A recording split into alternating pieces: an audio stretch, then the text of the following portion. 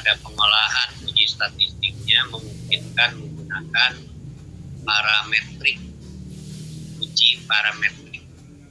Uji parametrik ini sebelum digunakan memerlukan uji asumsi atau uji prasyarat. Jadi istilahnya ada dua ya, uji asumsi atau uji prasyarat.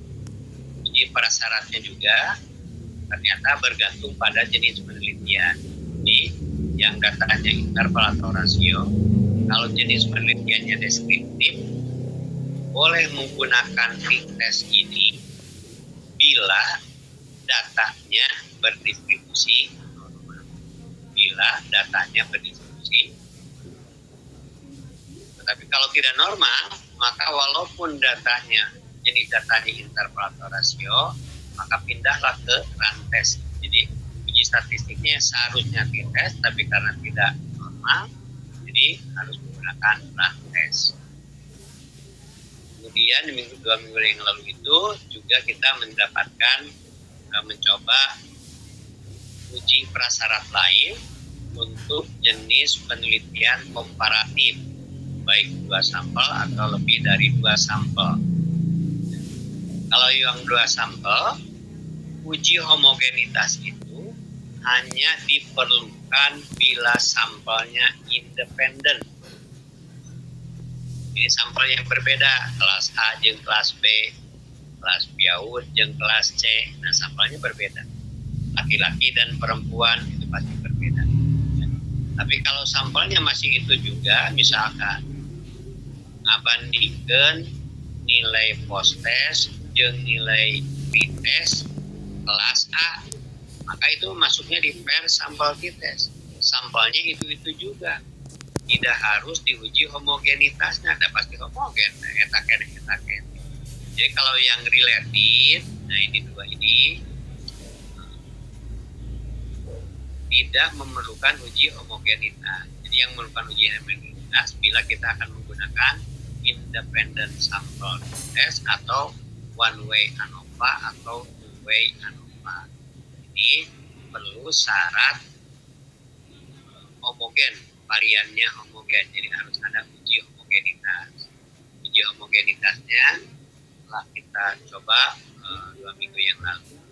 Nah sekarang, bila penelitiannya asosiatif atau korelatif juga hubungan, datanya interval atau rasio, maka sebelum menggunakan Pearson product moment, bila 2 sampel atau partial correlation bila lebih dari 2 sampel, maka harus dilakukan uji linearitas untuk menentukan apakah kedua sampel itu regresinya linier atau tidak linier.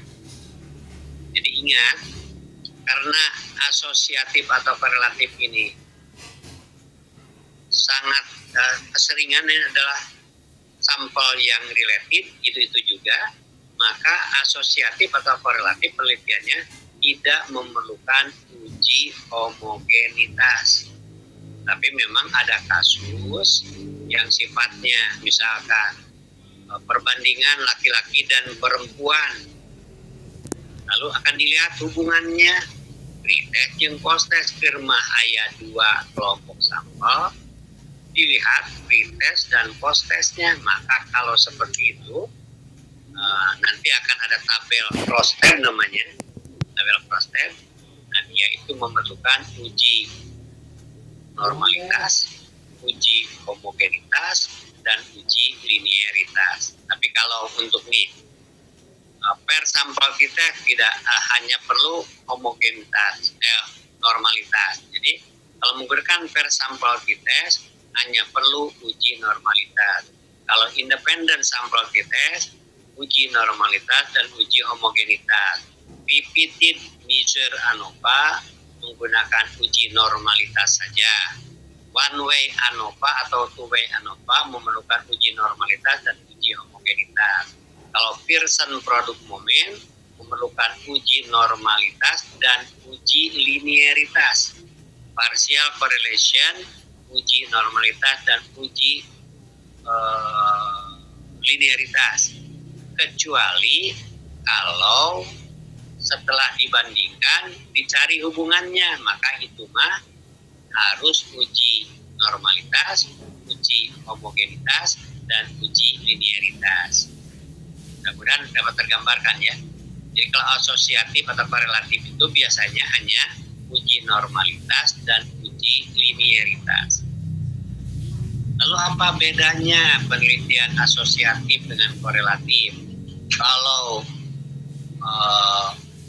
penelitian korelatif hanya mencari hubungannya, tapi tidak ditanya hubungannya itu yang satu menyebabkan yang lain atau tidak ditanya. Contoh misalkan hubungan ukuran ibu jari tangan dengan ibu jari kaki, kan tidak ada faktor yang menentukan apakah ukuran ibu jari kaki menyebabkan ukuran ibu jari tangan, tidak.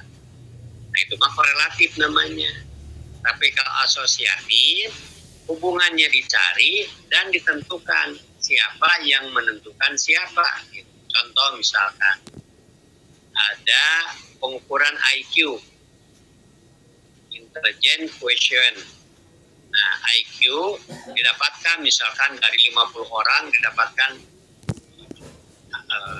nilai IQ-nya. Kemudian dari 50 orang itu juga punya nilai matematika. Maka orang akan berasumsi bahwa kalau IQ-nya bagus, maka nilai matematikanya bagus. Oke ya? Gambar. Oh, si etama nilai matematikanya halus, sabab nilai IQ-nya bagus. Jadi ada hubungan, dan hubungannya itu menjadi kausal efek, menjadi sebab akibat. Sabab IQ-na halus, maka nilai matematikana halus. Nah, etama ngaranna asosiatif. Namun menentukan apakah ada hubungan antara nilai matematika jeung nilai IPA misalkan. Dicari hubungan unggul teu ditanyakeun nah nilai IPA teh ditangtukeun ku nilai matematika, nah itu tidak ditanyakan, itu mah namanya korelatif, itu bedanya. Oke ya, insyaallah ya. Rekan-rekan masih menyimak?